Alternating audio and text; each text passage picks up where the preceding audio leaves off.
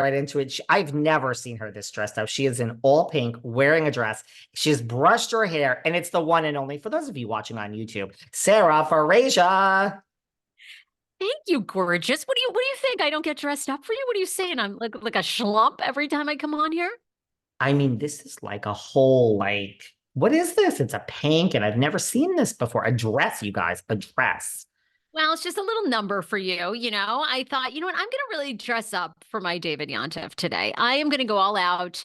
We are Vanderpump Rules recapping.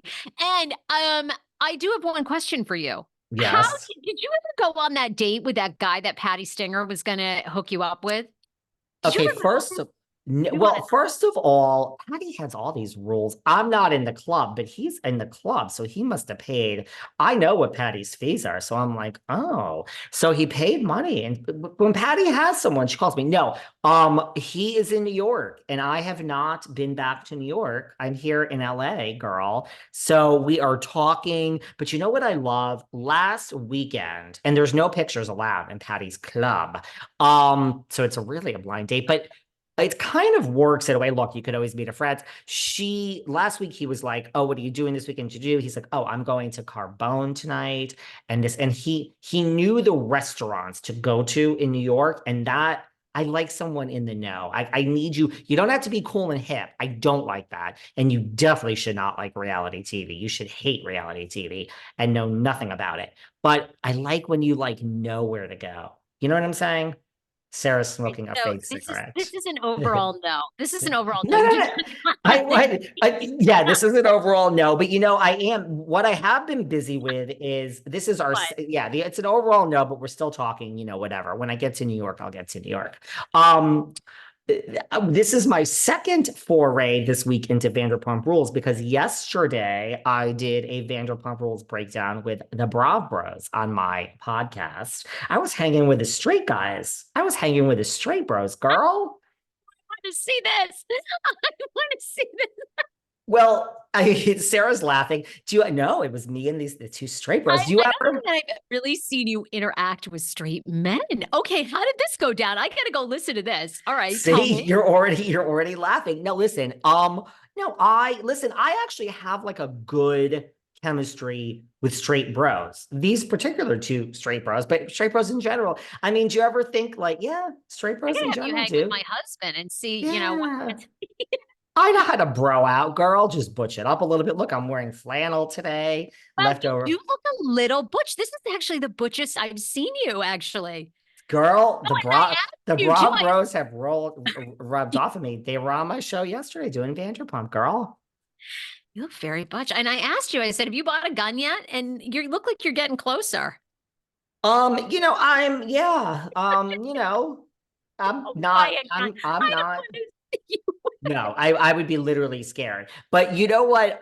No, I mean, you ever wake up and Oh my God. do you ever wake up and you think to yourself, like, you know how fabulous your life would be, Sarah Fraser, if you were born gay? Like, what if I was Oh, born straight? I would like bro it up and shit. You know what I'm saying? oh, honey, you'd be watching sports. You'd Oh be, man. I mean, just out there looking for chicks. I mean, you'd be Oh really. God. I'd probably have a wife and a kid, and then I would be like miserable.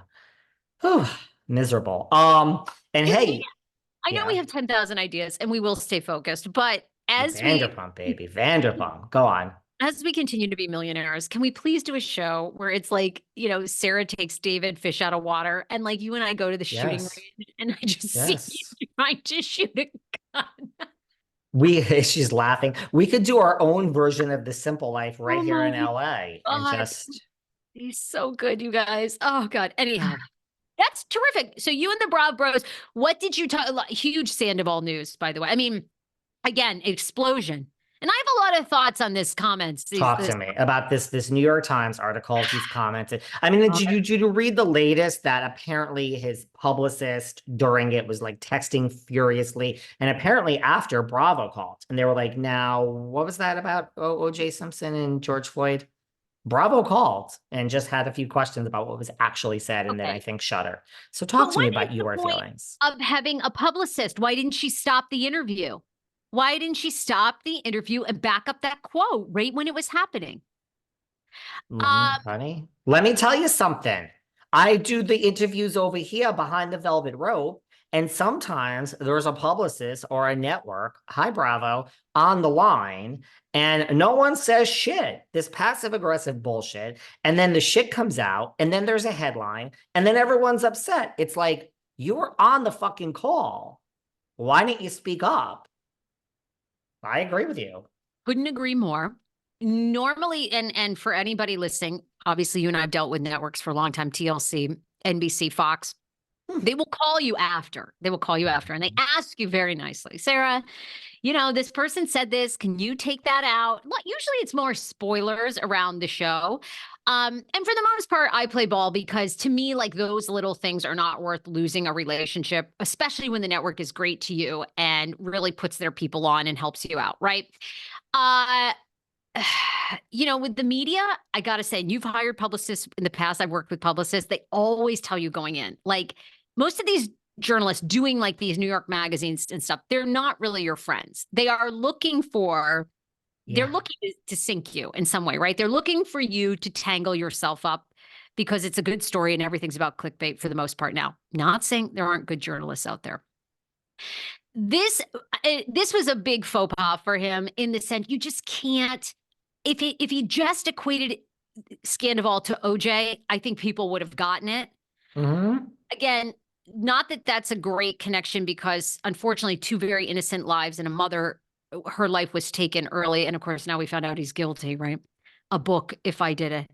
So, but I think Go listen to my chat with Kato Kaelin. I did, and it was excellent. It was good. It was Pulitzer Prize winning. But thank you. If he had just stopped there, I don't think there'd be the hoopla.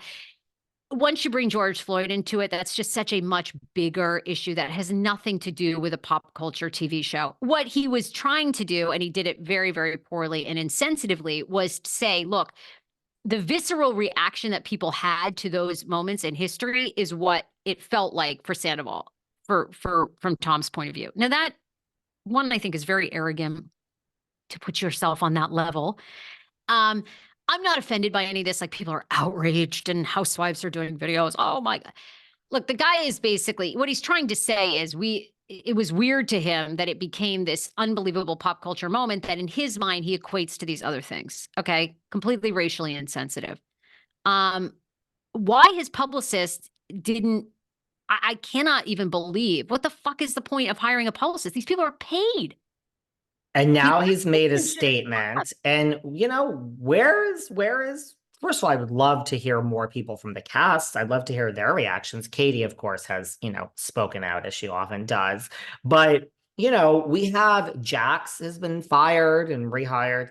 Kristen Doty has been fired and rehired. Stassi's fired. It's not exactly the same thing, but isn't it? Like, where's Bravo's outrage? I know that they made a call behind the scenes. It's not, no, come on. You can't equate it to fine.